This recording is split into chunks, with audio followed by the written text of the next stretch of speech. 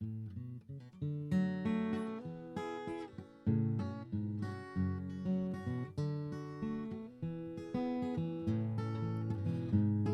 the hills ain't high, but the valleys are deep. At the bottom of the bluff there flows a crystal creek. On the other side is the place where we reside, here at home with our Ozarks family. Every night in June, by the light of the rising moon, the old folks tell stories about what used to be. Then we play guitars out beneath the summer stars, here at home with our Ozarks family.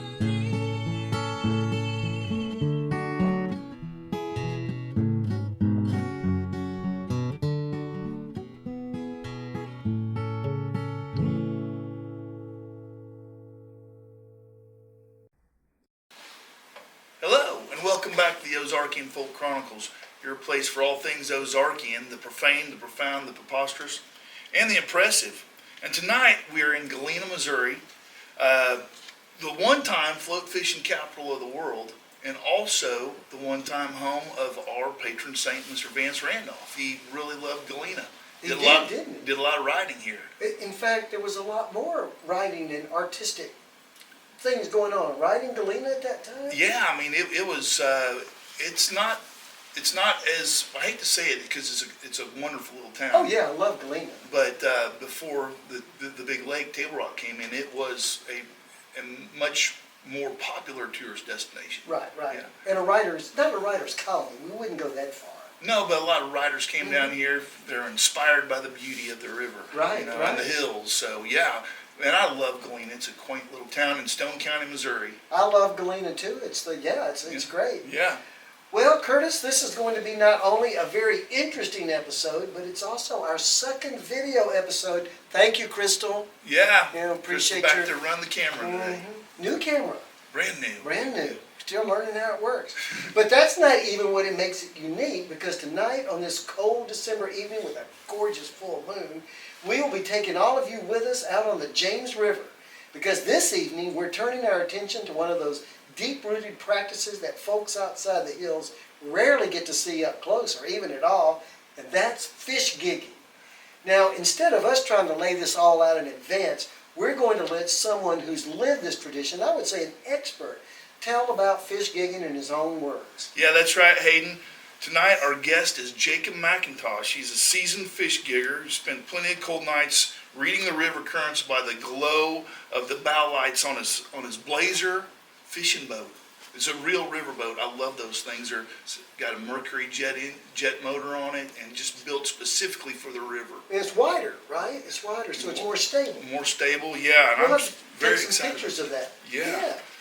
So he's here to walk us through what gigging is, how it's done, where it came from, and why it still matters in our Ozarks culture. Yeah, I'm looking forward to this. Thank you, Jacob, so much for joining us. Welcome to the Chronicles.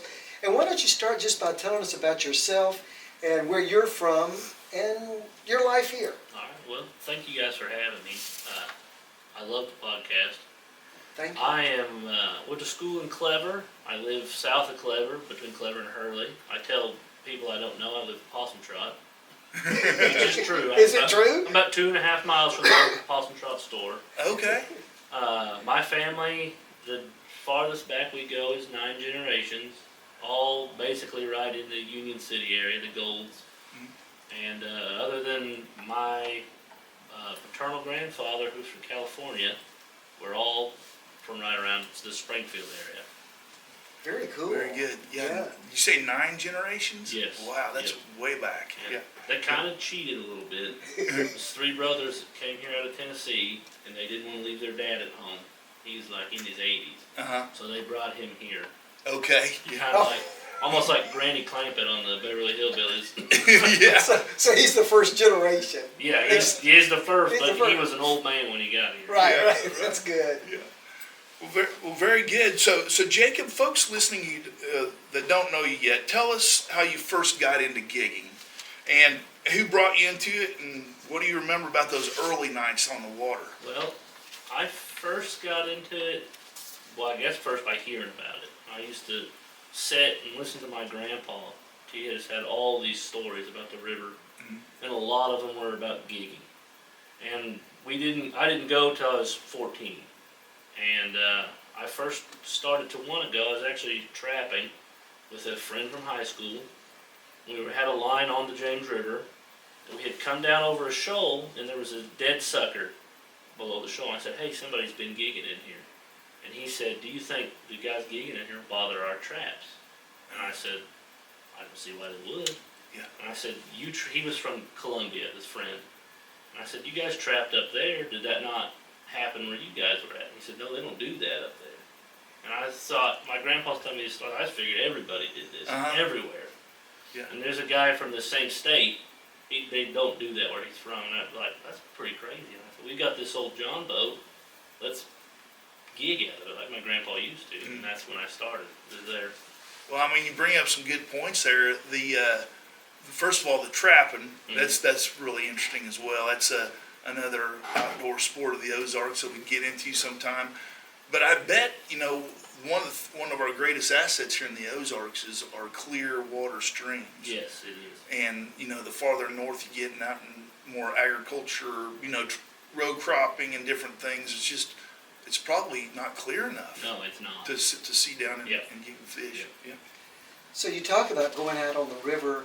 That was your first time then? I mean, so you're with a friend, you're talking about this. Do you all go out soon after that? Is that my grandpa takes me after that. We go down the road from my house was an old grist mill. The building is gone, but the dam is still there. It's on Silver Lake Branch. The first time I ever gigged was in this aluminum John boat, 14 feet long, 32 inches wide. My grandpa made the rails out of conduit, and we bought some floodlights from Lowe's, and that was the lights we had on it. You say 32 inches wide? Yes. Yep. Woo! Do you have to have pretty good balance? Yeah, you really do, and the front deck on it is only about 12 inches deep. So I have big feet. I wear a size 16 shoe. Oh, most of my foot was off of the back of the deck, but you really lean on the rail, or what my grandpa calls a sissy bar. Well, you're supposed to do it without the rail? Yeah, Is that the way a man does it? When the old timers went with gas lights and stuff, there was never a rail on the front of the boat. And when guys started putting those on there, they started calling them sissy bars. So, I mean, this 32 inches, I think you pointed out something. I mean, that is really unstable. So back in the day, when you're talking about when there's no rail, what width were the boats then? About the same, between 32 and 36 inches. They were longer. You're talking about guys going 16, 18, 20-foot wooden boats with gas mantle. Usually they ran white gas, kerosene, until it got too expensive and they had to start running propane, which ended up being an advantage for them. Propane burns more yellow, and yellow light penetrates the water better. Interesting. So the price point kind of phased them into better technology. Interesting. And when you think about the mantled lanterns and that, I always think of the old Coleman camp lanterns where you change out the mantles. And that's what it is. Okay. You just take the guts off of a Coleman lantern and you homemade rig, however you want to do them, together, and then run it to a propane belt like you'd use for a grill instead of the little ones like you put on a. Yeah. And so, not to get into this too much, but even back earlier than that, they'd use pine knots, right? Hang them in a basket. Yeah. If you look, sometimes when you're if you're trying to research this, they'll call it jack fishing, and they're talking about jack pine. They would burn pine knots, and at that time they did gig at night sometimes. They did a lot of daytime gigging back then. And I've gigged a little bit in the daytime, just like we got excited, got down to the river too quick. And it is a lot harder, because first of all, if you've got a shadow on you at all, you cannot get a fish to lay still. Well, Jacob, I've got a question for you, because I've wondered this a long time, and I always hate to ask a question like this because it shows I don't know what I'm talking about. But I've heard about pine knots. So, I mean, in my imagination, I don't know what it is. What is it? What is that constitutes the knot? Is that just the end of the pine, or is there something you dip it in, or tar, or what? As far as I would understand, it'd be like when you're splitting firewood and there's a knot in a log. It's that. It's just it's a burled up piece of pine. And I don't know why they used that. I mean, knots do usually burn longer and brighter because they're so dense. Right. That makes sense. Yeah. Well, that's what I wondered. And they you would know? they'd hang it in a cage. They would have a cage. Interesting. I've read that they'd make them out of old wagon rims, and they would hang them off the side of the boat. And I think like there's a Hall photograph picture of guys gigging down here at Galena. And when they did that, they're stopped on a shoal and the light hangs off the side of the boat instead of the front. Huh. So they're Interesting. yes, they're like gigging on this off the sides. It could be a guy in front and in back. Yes, Yeah. Okay. And floating down the river sideways. I think the way that picture looks, they stopped. Okay. They're almost like Oh. a shoal will a lot of times have a lot of fish moving in and out of it Uh-huh. because that's where the most oxygen is. And suckers are, I don't know if you call them an indicator species, but they need fairly clean water to live. And a shoal always has pretty clean water because it's always moving. So the suckers, that's the type of fish that you go after when you're Yes, gig yeah, fishing yeah. in the Missouri or an Ozark stream. Yeah, I don't know the regulations in Arkansas and Oklahoma. They may allow some other kind of fish. In Missouri, it's rough fish, which is going to mostly be suckers. A few people will take gar Uh-huh. and also carp. And carp, a lot of times suckers kind of get lumped in with carp. They look the same. Suckers are native to North America. Carp are native to Europe. So I didn't realize that. Why are they called suckers? they have feet on the bottom. They have kind of a suction cup looking mouth almost. They're a bottom feeding fish. They have a similar diet to a trout. And so I like to spend a lot of time on the river too, and there's a couple different kind of suckers, right? Mm-hmm. There's one kind of sucker I call the camo fish. It kind of got that camo pattern on it. Yeah, that's a hog sucker. Some places you'll hear that fish called a hog molly. Hog molly, okay. And then you'll hear a lot of people call, okay, well first I'll go, there's a red horse. You'll hear a lot of people talk about red horse. And that is when they're saying that, they're talking about a specific species of red horse. It is the river red horse. It has a bright red tail and the fins will be bright red. And then you'll hear a lot of guys talk about a yellow sucker. And a yellow sucker is not actually a kind of sucker. It is a variety of a red horse. It could be a short-head red horse, a black red horse, a river red horse, which will get big. They can weigh, I've killed them up to 10 pounds. Wow. And I think the state record is like around 17 pounds. And these are all river fish. Yes. And they're all of the rough variety. Yeah, they're all what would be, in conservation department would classify as a rough fish, yeah. As opposed to A game fish, which would be like your bass, catfish, walleye. Okay. Yeah. So I mean, there's a lot that we have to talk about, a lot of things. I'm really excited about this now. The more we talk and the more of your expertise you bring to it, the more fascinating I find the whole thing. I mean, I've only eaten sucker one time. It was several years ago at the college. They used to have it. It was an alumni event. Uh-huh. And they would serve it. But I remember, and I might be jumping ahead, and if I am, I apologize. But there's a different way of cooking a sucker, right, than say a game fish. Well, the way they fillet it, I guess. Yes, yeah, the preparation for fillet. So when suckers have pin bones or Y bones, and you can just fry them. When my grandpa, when I first started gigging, he knew nothing about scoring a sucker. His philosophy on fish cleaning was that if you don't like bones in your fish, that just means you don't like fish. And I've come, and he was pretty open to it. And I said, hey, I've found out we can score these fish, and the hot grease will cook the bones out. Huh. And it's not going to get all of them, but probably 95% of them will be gone. Interesting. Yeah, definitely. So let's talk about how you gig. What do you use to gig? What's the equipment? Okay, just get as basic as I can. A flat bottom john boat, and it's going to be as comfortable as your width to stand in is. Like the one I've got outside now is 52 inches wide on the inside. When I started gigging, all the old timers always told me it's not if you fall in, it's when. you're gonna be in the water. That's encouraging. Yeah, it is. And it's But- what, Oh, 30, wow, it's look at the 36 time. degrees right now and Yeah, falling? mhm. Okay. But the boat I've got now, if you fall in, it's because you jumped off the boat. Okay. That's my kind of boat. Yeah. Yes, sir. And but a flat bottom boat and some sort of a light. The most common thing you're gonna see now is LED lights. Okay. And I've got LED lights on my boat. I happen to run them off a generator. You can get LED lights that you can run off of a car battery. Or if guys go the generator route, a lot of guys that go the generator route will run halogen lights or high pressure sodium lights, stuff like that. And really it just depends on what you like. I don't know that one is better than the other. LEDs are usually a little cheaper, so that's why a lot of guys go to them. Sure. And they're brighter.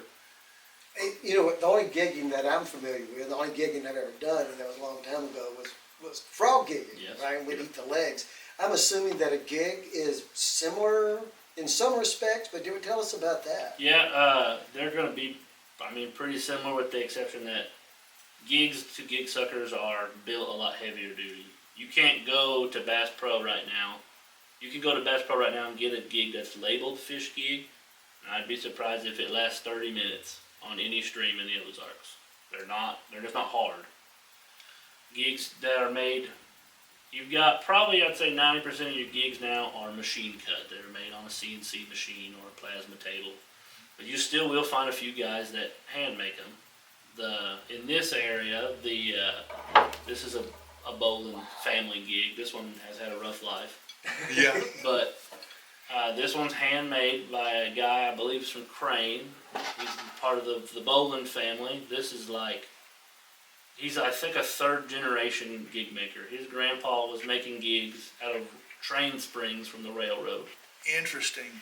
Can you hold that up for the Yes. camera for our audience? Yeah, that's awesome handiwork there. It really is. That looks like something Neptune might have. And to not to interrupt you too much, but so for instance, the manufactured ones are the ones you might buy at a retail store. They're just not durable because you're hitting rocks at a high velocity. You're gonna hit a rock. Yeah. And then the poles, a lot of guys run now a fiberglass pole. It's like if you've ever seen what the fire department has to use to shut the electricity off to a house, it's that pole. Cut down shorter. You're going to have 12 to 14 feet in length of pole, or wood poles. Back in the old days, I have been told that ash was the best gig pole. I don't know why. This is what I've been told. But now, if you go buy a wood pole, it's probably pine. You can go to Meeks is where I've got mine at. You just go in there and say, hey, I need a 16-foot closet rod, 1.25 inch diameter, and that's what you get. Go in there and pick one out that's straight, and then... Yeah. The sad thing is, I don't know if we're going to be able to get ash much longer. We're losing all our ash You trees. got that right, yeah. Been decimated. Yeah. Now, Jacob, in the early days, I know part of that link, you said 14 foot, is because sometimes you're getting into 6-8 foot of water. Yeah. But did they also use those kind of for two purposes in the old days, like to pole Oh, the yeah. river? Yeah, poling was a big way to get up and down the river. A guy that I spent a lot of time around with growing up, his name's Dude White. I worked for him when I was 15, he was 92 at the time. And he told me, most of our work was him telling me stuff about the river, about trapping and gigging and running trot lines and stuff like that. And he told me that when he was a boy, he built his first boat when he was 12 and was running trap line and trot lines and stuff on the river. Wow. And he said back then, if people had a paddle, they rarely ever used it. They moved up and down to the river with push pole. Right. So which brings up another question I have as far as the mechanics of this. So you've got the 52-inch wide John boat, and it's got like I mentioned earlier, it's got a nice jet engine jet motor on the back. But is gigging, especially in modern times when you have an outboard motor and stuff, is it always a two-person deal, or can you go out and gig by yourself? It's always at least a 2-person deal. It's kind of, when I go, I like to have a fish fry. I like to have my family come down. I like to make it a family event.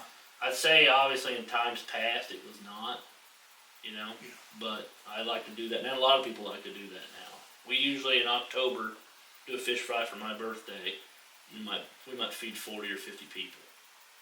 Wow, man, that raises a lot of questions. So for clarification, I might have missed that. Are you saying that the same night that you're gigging, you go ahead and have the fish fry and invite everybody? Yes. Man, that's as fresh as it can get. Yep.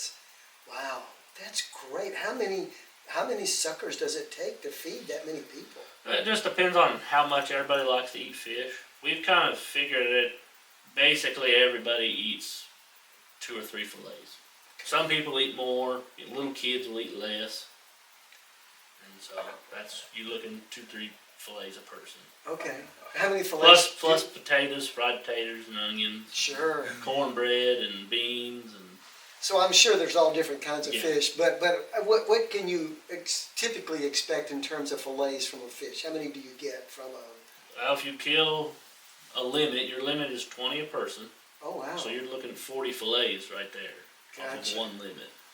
Got you. Okay. And then per the conservation laws, which we do the same thing we're going to do tonight. And me and Dad will usually put some fish back. So that way everybody can eat. Because you've got a variety of range of people. My grandpa's coming and he's in his 70s. I have a 4-month-old son. So, not everybody can stay out there and hope we kill enough fish for everybody to eat. So we like to feed everybody first.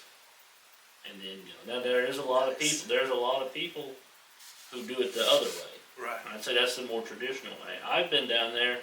My dad and I went one night and killed some fish. And there was some people that we didn't know also down there gigging. And they were going to have a fish fry. And we left at 8 o'clock. And the guys that were down there gigging for them had not killed any fish. They were sitting there. There's little kids running around. They're waiting on food. We killed most of our fish right there in front of them. And then we left. So, just kind of go back just for clarification, since it's at least a 2-person deal, is that because one person kind of operates the motor Yes. and keeps you positioned? Yeah, one person, we run up and then, kind of just come back down. In the old days, they floated between. Okay. Grandpa told me when he first got involved gigging, and it's kind of funny, and it just kind of shows you how things have changed. It was his friend's stepdad. They had 2 wooden john boats. They loaded them onto the back of 2-ton lumber trucks. And they'd drop them off either at Hootentown or McCall Bridge. And they would float to Galena and take out at the old lumber yard here in Galena. And my grandpa and his friend, who were 12 and 13 years old at the time, their job was, once they dropped them off, was to drive those 2-ton lumber trucks up over here to Camp Yoakum. And they would build a bonfire, and they'd have those guys as dinner. Nice. And then they'd eat there, and then they get back in and come down here to Galena and take out. I've always thought that's funny, a 13-year-old kid driving a 13-speed 2-ton lumber truck. No kidding, yeah. By himself. Right. From on these hills and holler roads. Things were different. Yeah. And they had a big job to get that fire going too, and have it ready for the fishermen when they come in. And he said back then they didn't fry fish; they canned everything. If you've had like salmon patties, Yeah. they made that. He said they would take the fish, and there were several different older women in and around Clever. They would drop them off, however much fish they wanted, and they would can part of those fish, keep part of them back, give part of them to the guys who did the fish killing. Really? They would can the fish? Yep. Did they cook it first? Nope. They when you can fish, I've had it once. My sister-in-law made it one time. It was good. You scale the fish, cut the head off, the tail and the your fins and stuff. Cut the guts out, cut it into chunks, and just put it in there. Wow. And can it like you might can tomatoes or green beans or anything like that. I've never heard of that. Have you, Curtis? No, but it sounds good. It's interesting how this is much more of a complex part of our Ozarks culture than I imagined when we even first started talking about it. Same here. I mean, it's very much a family event, a community event. It's a way of sustenance feeding ourselves, on the river, and not, it's not like your typical modern bass fishing where you're going out just purely for the sport. Yeah, This is part of making a living. Yeah. So, yeah. And yet it sounds more like a sport because you don't have like sonar. And I mean, the bass boats that I see are just like so sophisticated. It's like, does a fish have a chance or something?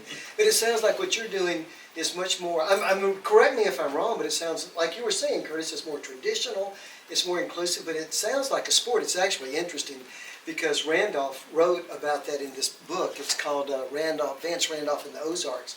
And he said a lot of people think of it as not a sport. And then he goes, do you all mind if I read that? Let's hear about it. How Yeah. he describes this, because it's really interesting the way that he framed it. And I don't mean to co-opt the conversation, but it seemed fitting.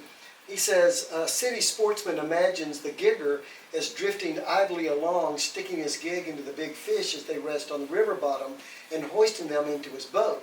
About as exciting as picking up cigarette butts in Central Park. Actual gigging, however, is not at all like picking up cigarette butts. It is more like, and you'll like this, Jacob, it is more like shooting quail with a small bore shotgun or catching hummingbirds in a butterfly net. The fisherman stands up in the front end of the boat, which he propels by pushing against the bottom of the stream with his gig pole, just like you said. Fish flash by on either side, and the gigger strikes at him as best he can. Usually he misses, of course. The best gigger I ever saw scored 10 or 12 misses for every fish he killed. The gigger must not only make allowance for the refraction of the water, but he must lead the fish according to the speed and direction of its flight. He must be able to estimate depth and distance too, since many of the fish struck out by amateur giggers are clearly out of reach. The average gig pole is about 14 feet long, and it seems to me that very few fish are taken less than 10 or 12 feet from the boat. Do you agree with that? Does that sound like an accurate description? Yeah, I'd say that is all, even the sportsman part, that is still going on strong today. It's gigging, and I don't want to sound like I'm like whining about it, it's going on. Obviously, people are allowed to disagree with it, and I can understand where they're coming from, because you do have people out there that do take game fish on purpose. They do break the law. Gigging, I think, the one thing it gets the rap of is, and to make a comparison, we all know people shoot deer out of trucks at night, which is illegal. Like road hunting. Road hunting. But you never are going to come across somebody who says all deer hunters are road hunters. Oh, right, never. But you will see people say everybody that gigs fish kills smallmouth bass, or if they're on a body water that holds trout, they kill trout. That's just not true. Right. I've been gigging, like I was talking to you guys earlier, I started gigging when I was 14 years old. I'm 30 now. I'm not saying that down there at Hootentown, nobody has ever broke the law and killed fish they weren't supposed to. But in that 16 years, I have come across one time where I found a catfish that was filleted about halfway between the Hootentown boat ramp and the old clubhouse place. So. Yeah, that's pretty cool. And there have been times where I've been down there with 4 other boats of people that I don't know gigging. So. Well, it's obviously a fishing technique that takes tremendous skill. Just what Randolph was listing, the things he talked about, taking into account the refraction of the water. Things like that. For instance, what's your technique? What do you aim for if you know that fish literally isn't what you're seeing because of the refraction of the light rays on the water? I don't know. I wish I could tell you. Is it just a feeling? It's just muscle memory at this point. Like you miss a lot, and I've been going for a long time. I still miss a lot. Is that just? He said like 10 or 12 misses for every fish. Does that sound accurate? Yeah, probably. Sometimes I wish I just did 10 or 12 misses. And that's why you have to have those stout gigs there that hold up under all that hitting of the rocks and bottom. You talked about the lights and everything that are necessary to obviously see. But I started thinking about the other kinds of equipment on other kind of fish boats. Is that it for gigging? There is no, it's just the lights and the gigger and the pole and the, that's remarkable. I'm excited about this, Curtis. I am too. One other question too, and it's not necessarily in defense of taking the wrong fish, but you've got to know what you're looking at, right? Yeah, I mean, yeah. I'm sure that when you're looking at fish from above through the water at nighttime, you kind of have got a skilled eye as to the species you're looking for, right? Yep.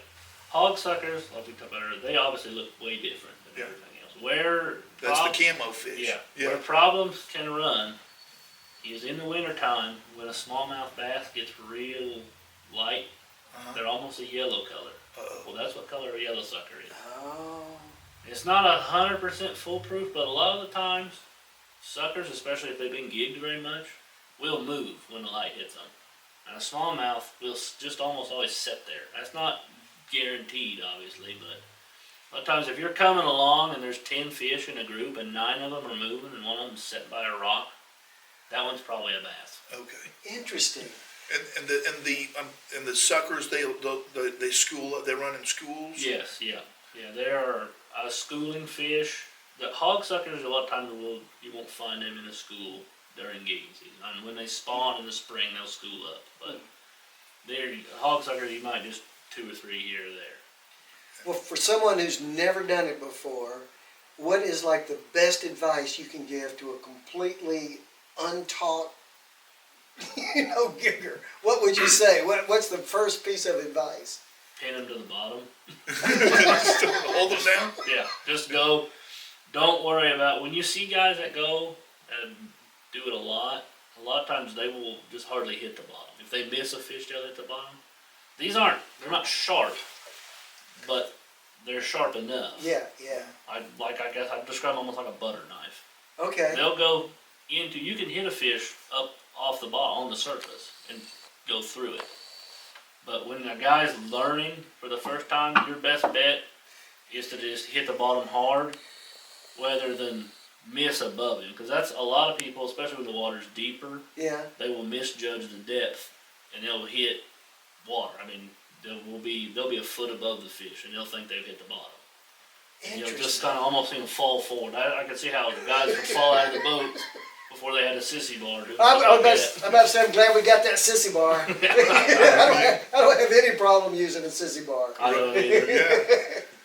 So I guess if our audience doesn't know yet, we're going to go out tonight on the river, on the James River. This is going to be a neat experience. We're going to, we're just beginning with our video podcast. So Crystal is going to try to get out there and film us doing this, video us while we're fishing. So Crystal, you're a brave one too. You're going to be in the boat with us? I hope that I'm going to be gigging, honestly. So maybe you'll be the cameraman. Well, you just tell us how to hold the camera and I will take over for you. Yeah. Me and Jacob will tell you how to gig. Okay. Yeah. But before we leave the warmth of Crystal's office here that she was so kind to let us use and keep us warm before we get out there, it's obvious that this is truly an Ozarks tradition. Yeah. And I would venture to say, and you may have studied more about this, but it is a primitive activity, and I would venture to say that the indigenous peoples have been on the rivers getting fish the same way for centuries. Yeah, from what I've seen, we learned it, and it's not 100% definite, but probably from the Cherokee, which are not actually native to the Ozarks. They came, of course, out of the Appalachian Mountains. There's a video on YouTube right now that I believe is called Master Gig Maker of the Cherokee, and it's a guy, he makes gigs from fish gigs all the way down to crawdad gigs. He talks a little bit about how the Cherokee say they learned gigging from the kingfisher, which is a bird. Oh. Yeah. And that's where they learned to gig fish from in their oral history. And now, obviously, they weren't doing metal crafting, so they got that, obviously, probably from Anglo-Saxons. When Lewis and Clark went on the course of discovery, they had fish gigs made at Harper's Ferry. One of the things he commissioned a blacksmith to do was make fish gigs. So they were obviously gigging or spearing some kind of fish in the Appalachian Mountains. But it got here and it stayed here. They're not doing it anywhere else. There's some like kind of offshoots. They spear some fish through the ice in the Great Lakes area. That's a native practice. And they gig flounders on the coasts in Texas and in the Carolinas. But you're saying that as far as fish gigging, the river, the Ozarks is sort of the last enclave or something. Yeah, It's the we've last- held on to it. If it wasn't ours to begin with, it is now. That's great. And I would venture to say it's just one of the things we always encourage our listeners to do is just be good stewards of our waterways, because I think that's the main reason it's persisting, is because we got that great, clear, clean Ozark streams and rivers.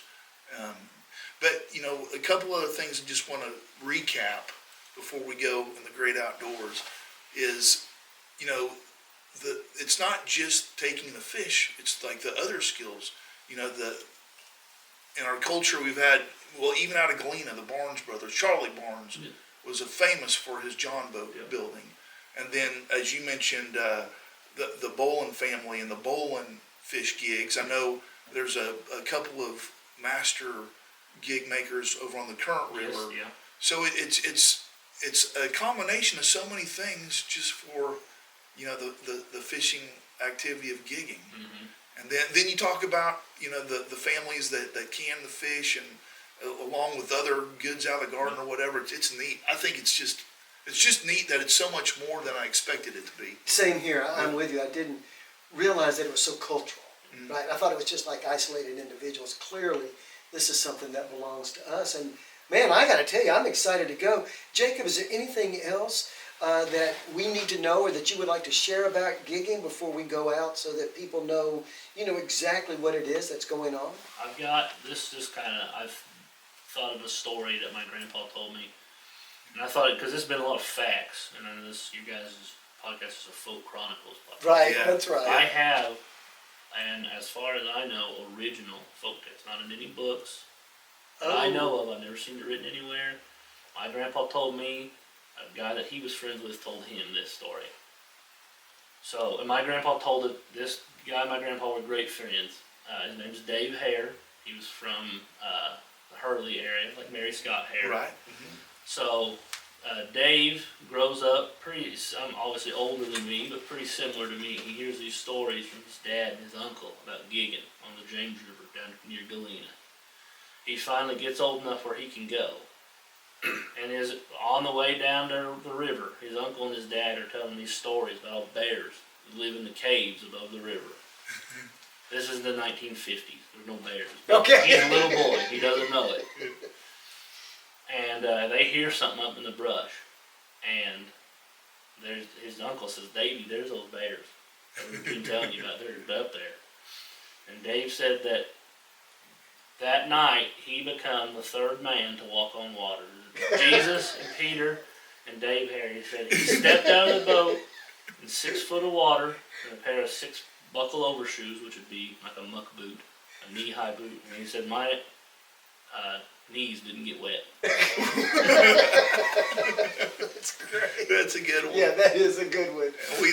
We love the stories. Oh, we do. It's always good to get a good storyteller, and I appreciate you sharing that. That's good. I do too. And another thing I appreciate your saying is that we are the Folk Chronicles, but it is true that we've kind of expanded, I wouldn't say the definition of folk, but we just realized that, you know, what gigging is a folk culture, so it sort of fits in. But I think there's something right that we've experienced over time, is that we've sort of broadened it to include this kind of activity. And I think we're always searching for that really difficult thing to put our finger on, and that is, you know, what makes something, whether it be an activity or a type of art or a type of music, what makes that Ozarkian. And I think this particular activity is spot on. Like you said, this might be one of the last remaining areas that people are participating in this. Yeah, so this is it. We found it. We found it. It took 99 episodes, but we're there now. Yeah. Well, gentlemen, are we ready? We're Crystal, are we ready? Are we ready to head to the river? I think we're ready. All righty. We better bundle up. Yep. All right. Well, Jacob, before we go out to the river, why don't you tell us about your boat and how it's been adapted for gigging? Alright, this is a Blazer boat. They're made in the Ozarks. It's 17 feet long, 52 inches wide. It has a big deck. It comes that way when you buy one. I have added an extension for some storage, but they're basically ready to gig out when you get them. I had these made by the rails made by a neighbor. These lights are Swamp Eye HD. They're color adjustable. I don't have power to them right now, so we can't see that. But when we get on the water, I can adjust them from kind of a bright white down to a real dark yellow. Okay. And that's about it. It's got a Mercury jet motor on it that Okay, so that lets me run in shallow water. Okay. instead of a prop, it's got Yeah. the jet. Yeah, as a jet pump. The jet pump is the best thing that ever came from California to the Ozarks. That's a joke, of course, but So do all the river folks use jet, or do some I'd still say use a prop? primarily now everybody has gone over to jet boats. I've had this boat 8 years, and on other rivers in the Ozarks it was different. Yeah. Like on the James River, when I started going, a lot of times I would never see another jet boat. It was smaller boats with props on them. Just over, probably I'd say in the last 5, 6 years, there have been more jet boats. Probably everybody has a jet boat now. Everybody that goes very often is real serious about it. They've got a big flat bottom jet boat now. Nice. Nice. And it depends like kind of where you live at, what kind of water you've got. But yeah. Well, I guess we'll look at the other equipment too, the poles, the gigs, and everything once we get down to the river. Is that right? yeah, we can do it. They're right there. Okay. Them right there. We got a light on them. Well, Yeah. maybe this place to do it, because those are some long poles. Yeah. And I think people would be, I know I'm impressed by them. I want one of the fiberglass ones. Got one fiberglass right here. I claim it. Fiberglass. This Wow. is a machined gig. Okay. A guy from Lebanon made this gig. I think most of my gigs now are machined, except with this one right here. This is a bowling gig, 3-prong. A lot of gigs now are 4-prong, and it just makes it easier for you. Yeah. Look at a lot of the old pictures, and there's a lot of 2-prong gigs. Oh wow. So one of the things that Randolph had said, and I'm kind of getting the scope of it now, is that you'll actually gig fish 10 and 12 feet away from the boat? That's usually easier. It I kinda, can't even imagine. It feels how you like can- it cuts down on your angle of refraction too. Huh. Because you're back from the fish like this. Yeah. You just come in, hit it ideally in the back of the head, so as not to waste any meat. I don't think I'm going to get many fish, Curtis. We're gonna give it a try though. We'll try, but Yeah. yeah. I'm being realistic about Yeah. this. Well, let's get down the river. Let's do. Yeah.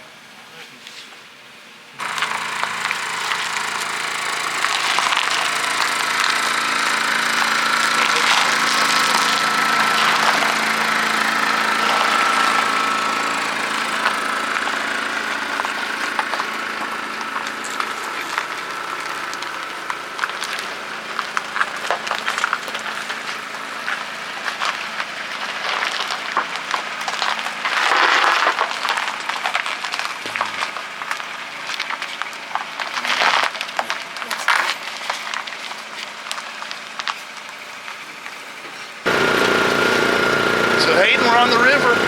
We are. I'll trade you. Okay, I'll drive. Just keep it in the center. Okay. Well, that water is clear. Yeah, I said, you're right.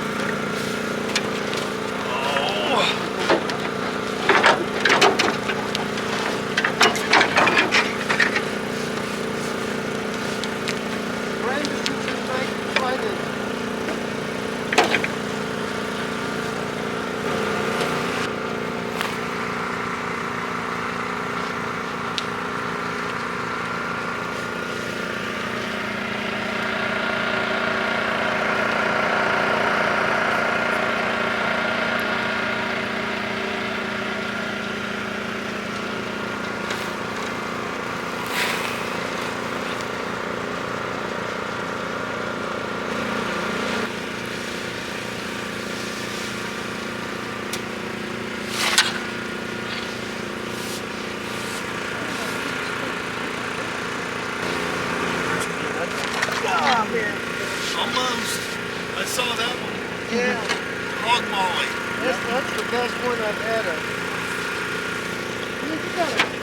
not just a question of accuracy.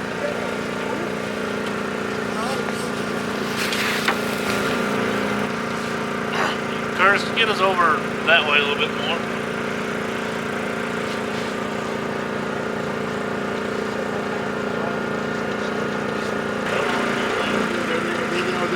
Here they come, Hayden. Old school.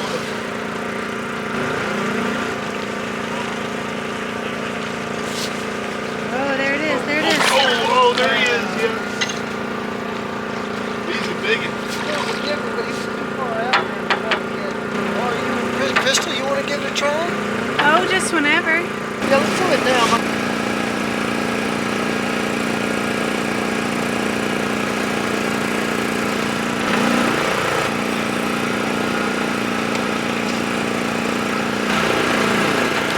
Oh, yeah.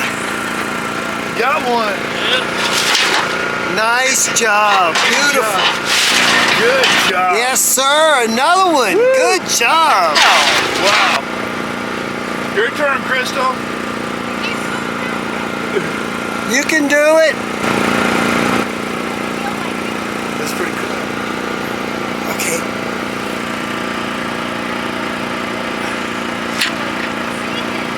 Nice. Whoa. 3 in a row. Man, you're tearing it up.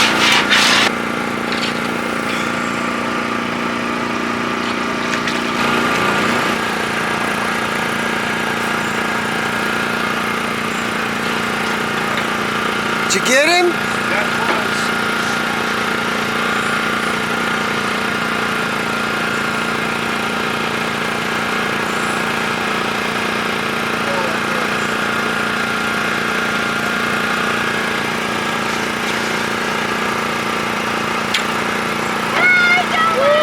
Woo! There you go. Oh, that's a good one. Got a good one. Nice job, Curtis. Woo! That's my first big one. Here, I'll hold them up for you. Oh, get them. Okay, so after we get them gigged, then we gotta scale them and clean them and score them, right? Yep. Okay. Yeah. Suckers are kind of unique in that you eat them skin on. Uh-huh. Just take the scales off.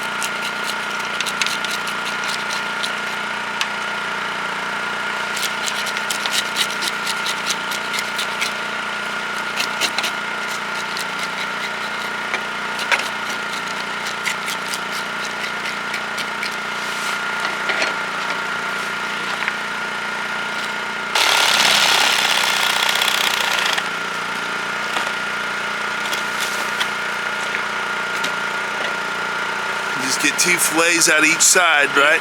Yep.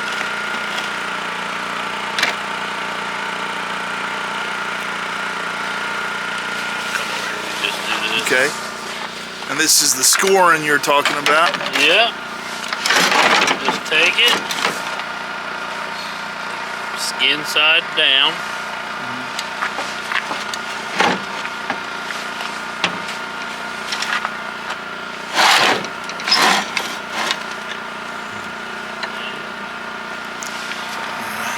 Oh, yeah. Be ready to eat. You say those are all about perfect eating size?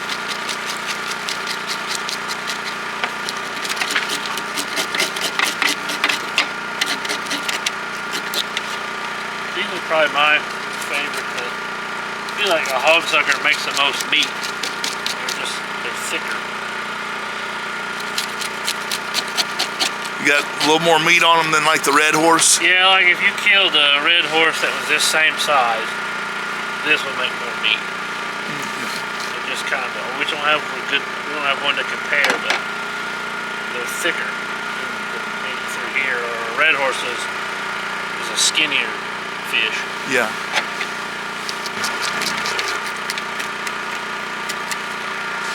And that little tool you got there is a scaler. Yep. Buy these, they're less than $1. Less than- Walmart or Bass Pro. If you don't have one, you can use a spoon. If you want to do them real fast, you can put one beater in an electric egg beater. Uh-huh. Get in and really fast. Oh, wow. Definitely make sure you ask to bring that outside before you use it. Right.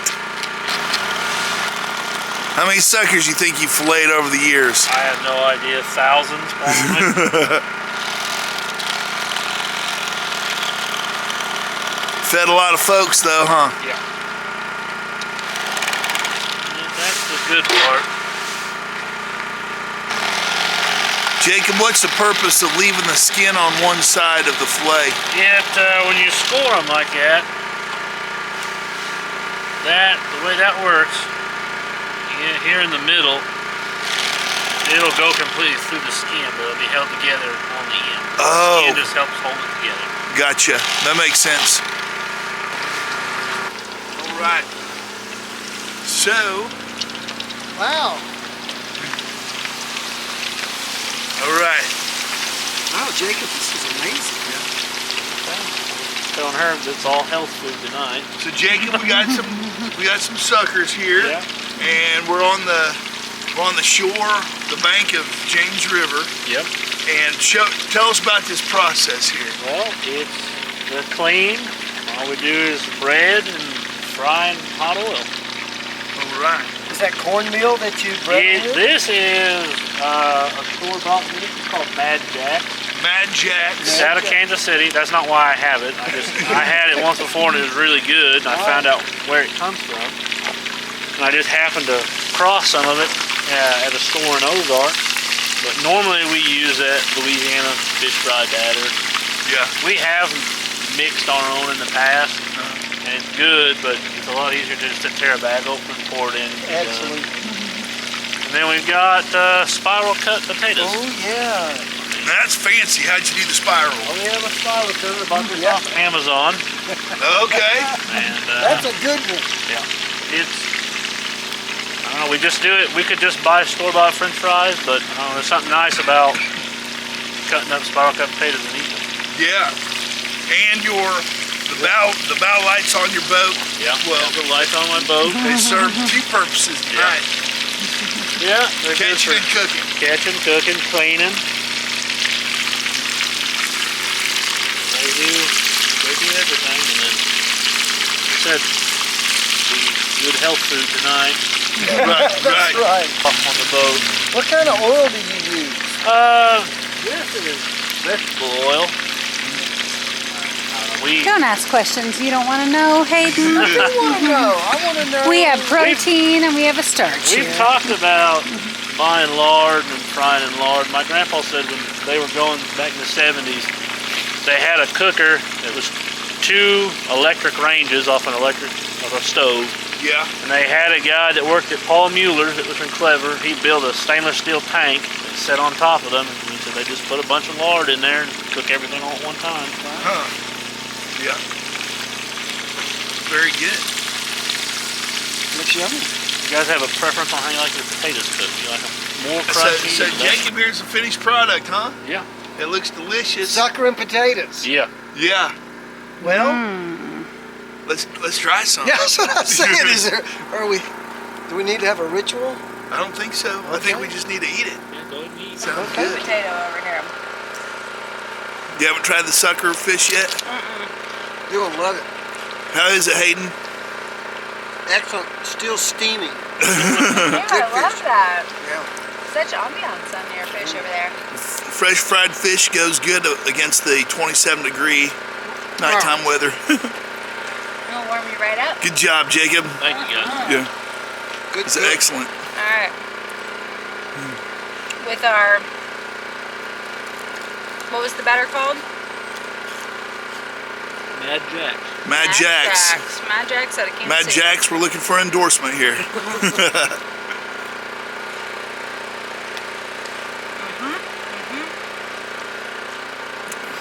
I'm here for Mad Jacks. Yeah. You do a good job. Uh, Right? It's used. You use it to score fish. You'll scale your fish, fillet it. You lay it in there skin side down, and then slam it shut, and fish will come out the other side. Score. Okay, and it makes these Makes the little grooves. Makes these little grooves. Oh, very Why good. Kinda do you deal. say that sucker needs to be scored and not filleted traditionally? Got little pin bones in it. Oh. And when you cut them open and then cook them, it cooks out those little pin bones, or most of them. The hot grease cooks it. Hot grease cooks them out, yeah. Oh, nice. There'll be some in there, but if you don't kill great big fish, a lot of times you won't have. That's kind of where the bigger the fish is you kill, the harder it is to cook the bones out of it. So if you'll kill a smaller fish, then you won't have that problem with bones. You got me double fisting this stuff, man. This is good. Well, Jacob, that was outstanding. Those potatoes, that sucker fish, that's as good as any fish I've ever had. We'll never be able to thank you enough for being with us and cooking, and man, it's been great. This is a big thanks for what you guys do. You really spotlight the culture. Well, The I place think, we live at. You do a great job at well, it. thank you so Yeah. much. Tonight was really special, though. Yeah, thank you so much, Jacob. And on the Chronicles, what we really like the most are the stories. And you're telling us, even off air, some great stories that your grandpa told. You got one more story Yeah. for us this evening? This one probably will be in maybe almost your profane category. Okay. Okay, my grandpa was coming home from work. He works nights, and they're having a fish fry in Jamesville, which is up the river. And he gets down there, and a guy from Clever, his name is Lord Phillips. He's cut his hand real cleaning fish Oh, no. into the quick of his thumb, Ugh. deep. And he didn't want to leave the fish fry. So they packed that cut full of table salt. Oh! And he finished eating, went to Springfield for the hospital emergency room, got it sewed up, and come back down here and ate more fish. That's a committed. We told you that fish is good. Yeah, that is some good fish. Yeah. Well, That is a great story. Jacob, it's been a great experience. I mean, real special. It's the real deal. Being out here, you told us all about gigging. You showed us how to gig, and what a great experience right here on the James River, here in northern Stone County, right? Yes, we are, yeah. Yeah. Yeah. We sure do appreciate it. Thank you so Yeah. much. Thank you guys for coming. Well, I guess that's it for this episode of Ozarkian Folk Chronicles, your place for the profane, the profound, the preposterous, and the impressive. And tonight, Jacob's skills out there on the James River is definitely impressive. Definitely impressed, And man. So especially was the the fish. cooking. Yeah, I know. The cooking was great. But we'll see you next time. Y'all have a great day.